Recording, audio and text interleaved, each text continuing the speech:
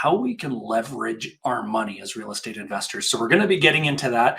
We're going to actually go to a whiteboard. We are going to share a scenario and look at how the numbers differ if you use leverage or if you don't use leverage, and how their ROI changes and all the different aspects of that. So I want to make sure that this is crystal clear for everybody in this example, okay? So two different investors. One is Sean. The other investor, we're going to use the name Karen. So in this instance, one of these investors is really smart using leverage. And one of them, well, I'll let you be the judge, okay? So we're going to, in this example, use a number of 500,000. Now, a lot of people say, well, I don't have 500,000. That's fine. Don't worry about that for now. The point of this example is not to say you need $500,000 to get started. It's not to say you need 500,000 to make this work. We're just using a number to show the power of leverage. This number could be 50,000. This number might be 100,000. It might not even be any of your money, but it might be one of your partners that you bring into the deal, and it might be their money. So let's not get stuck on the fact that we are using an example here with 500,000, okay? But this is going to show the power of leverage. Now, Sean wants to buy an investment property, and he goes out and he finds this beautiful little house. Okay, this house rents for roughly about $3,000 a month. The cost of it is $500,000, and he thinks to himself, well, you know what? That's a nice solid place to put my money. I am going to invest my $500,000 and I'm going to buy this property. Okay, so he buys it.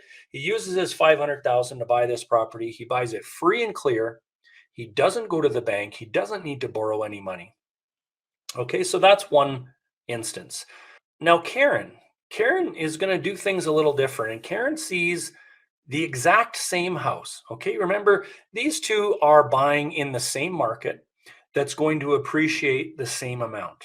Okay, so we're just trying to keep all the variables the same here in this example. So Karen finds the same property as Sean, but she's doing it a little different. She's a little smarter, and she is going to use the power of leverage.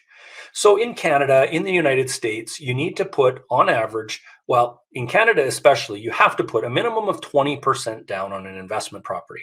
So Karen can actually buy this house for $100,000 down, okay, 100K. And she goes to the bank for the other 400,000. So that's bank, okay? And this is her money, okay? So that's her cash. And she ends up buying the house. This has the same house for 500,000, but it rents the same for $3,000 a month as Sean's house does, okay? Now, how does this work out by the end of year one? Now, let's assume, and just to give you an idea, here in Canada, over the last 15 years, the housing market has an average annual appreciation of about 6.11%. Okay, but we're going to be a little more conservative in the numbers that we're using here. So we're going to say that the market goes up in value 4% in this scenario.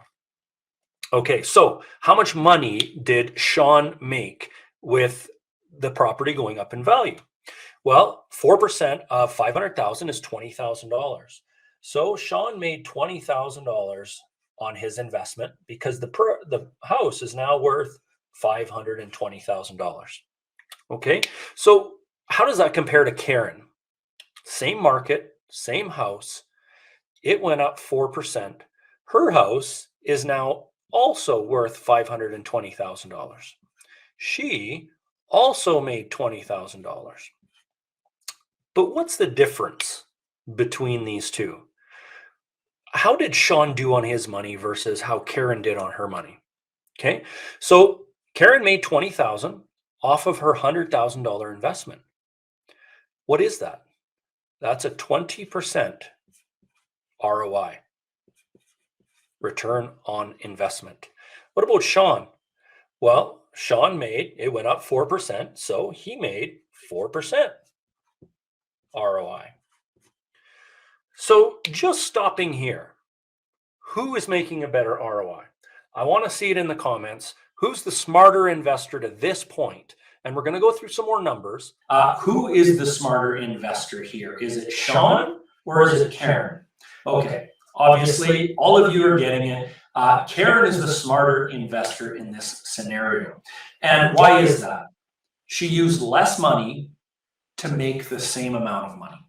Okay, that is very simply right there the power of leverage. There's a lot of numbers that also can be involved in this, and Karen has way more opportunity in front of her than Sean does in this instance. So let's go back to the example and show really what Karen can now do with the other $400,000 that she hasn't spent. Here we go, guys. Remember, Karen only spent $100,000 of her money. That means she still has $400,000. Remember, she had $500,000 to begin with. So now what Karen's going to do is she's going to go out there and buy house number 2, 3, 4, and house number 5 because she wants to put all of her $500,000 to use in real estate. Now, remember, they both started with the same amount. They're both in the same market. They're both buying the same houses. But what Karen did is she used the bank's money and got a mortgage, which allowed her to put more down payment on more houses. So she put $100K here, $100K here, $100K here, and $100K here. That's her $500,000 added up with this $100K up there. Now, there's a caveat to this. Yes, Karen also needs to be able to qualify for these mortgages. Absolutely. But again, this is showing the scenario of using our money and using the bank's money at the same time versus any other type of investment. Now, remember, Sean's not too smart in how he's using his money here, but how many people have money they want to invest and put it into a mutual fund and make 6% per year? Or put it into some other type of investment and make 4, 5, 6% on a yearly basis. Most people, if you ask them, where's your money invested? I let the bank make my decisions. Or they have somebody making those decisions and they're making single-digit returns on their money. That's just like buying a house without a mortgage. I mean, unless the value of that market goes up dramatically, but then imagine how much Karen's going to have. So let's go back here now. Now, remember, the same year goes by. Okay, and it goes up 4% in that year. Well, remember now, Karen made $20,000 on this house here, but she's also making $20,000 on every one of these houses that year because she used her money wiser. Now, her return at the end of year 1 is $100K versus Sean's $20,000. Big difference. Karen's making $100,000 a year. Sean's making $20,000 a year. Why? Because Sharon used the bank's money to make money for herself. Okay, so I'm going to come back and let's just see what you guys have in the comments. Do you have any questions to this point? Let me know, because we're going to go even 2 steps farther than this to show you how Karen even makes more money. Okay, so we're going to get to that in a minute, but I'm going to come back and see what comments you have. Yes. How many of these conventional loans can you get? Somebody is asking. I can't see your name. That depends on the environment as far as qualifying for mortgages. One thing that helps you qualify for more mortgages, and any mortgage broker on here will tell you, what helps you to qualify for more is if the first property you buy and the second property you buy and so on, if they cash flow at least 10 or 20% above what your expenses are, then you're going to continue to be able to qualify for mortgages. Think about it. If a property you buy takes money out of your pocket, it makes it harder to qualify for the next one. But if a property you buy puts money into your pocket, it's easier to qualify for the next one.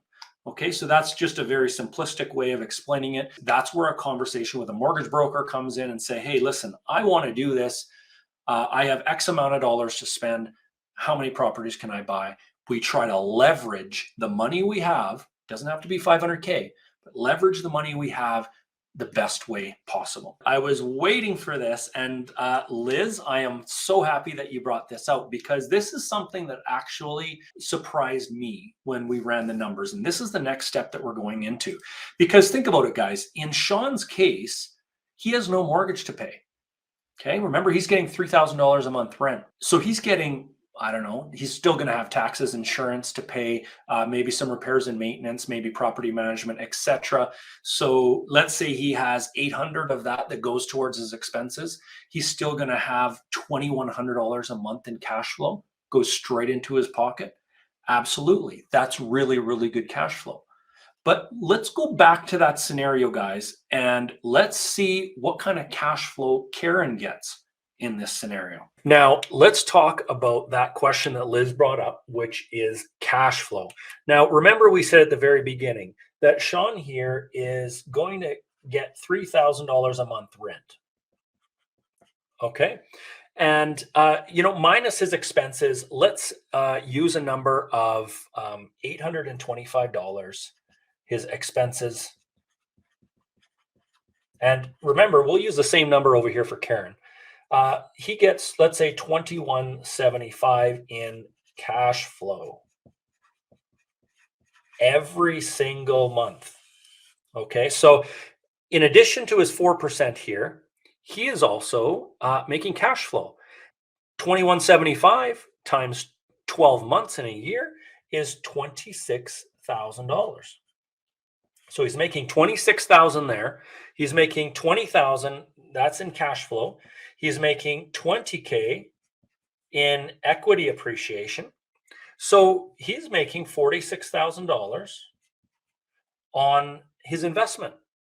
Remember, he invested $500,000. So what's that return? That is a 9% return. Taking into account his cash flow and the equity appreciation is $46,000. He made a 9% return on his $500,000 investment. Okay. Now, a lot of people might be happy with a 9% return on an invested $500,000. It's secure. It's real estate. It's a tangible property. It's something they can sell when they want to sell. So is this a good investment? Yes. In a lot of cases, this is still a good investment. But how do we make this investment better? One word, guys. Leverage. Let's have a look at Karen's scenario. Remember, same house, okay? $3,000 a month rent. Her expenses are the same of $825 expenses. And she also has a mortgage payment to pay of, $400,000 mortgage at 3.19% interest with a 25-year amortization works out to roughly $1,725 a month to pay that mortgage. So what is Karen making for cash flow in this scenario? Well, $3,000 minus $825 minus $1,725 is $450. $450 per month in cash flow. Now we look at this and we say, okay, well, Sean was making $2,175. Karen's only making $450. But remember, now Karen is making $450 times 5 because she has 5 houses. So what does that work out to be? Well, that actually works out to be $27,000 in cash flow. $27,000 in cash flow. So who's making more cash flow? Even though Karen is paying interest, even though she has mortgages, who's making higher cash flow? Same properties, same rent, same expenses. Karen's got mortgages to pay. She still makes more cash flow. Isn't that incredible, guys? So she is making $100,000. Remember her equity, $20,000 per house, going up at 4%. She's making $27,000 in cash flow. But you know what else Karen is making? And this is what blows everybody's mind when they see this the first time. What we will do is show what's even more amazing is that her tenants every single month, remember she's making that mortgage payment, her tenants are paying down these mortgages, all 5 of them. Okay, so what does that work out to be? Well, in year 1, the year that you pay the least amount of principal down, $9,000 per house is paid down on the mortgages by the tenants. So 9,000 times 5 is another $45K. Karen in this scenario is making tons more money. Where does it all come from? Let's just clean this up here and let's just reiterate where this is coming from. Okay? Karen is making $100,000 in equity appreciation. It went up the same as Sean's. I think I'm going off, but there we go. Karen is making $27K in cash flow. And she is also making $45,000 because her mortgages are being paid down. That is a total, guys, of $172,000 that in 1 year Karen is making off of her $500,000 investment. That's being conservative with a 4% increase. That's being conservative with a $3,000 a month rent. Same for both. That is being year 1 of mortgage paydown. Remember, every year following, you pay a little bit more principal. You pay a little bit more principal. Or in other words, in this scenario, your tenants are paying more and more principal every single year. And even with all of that taken into account, Karen is making an ROI here, guys, of 34% return on her money in 1 year. 34%. So this, guys, I hope is a scenario that shows you the power of leveraging your money. What do you get extra? Well, in this scenario of Karen's, remember, $2.5 million is going up in value.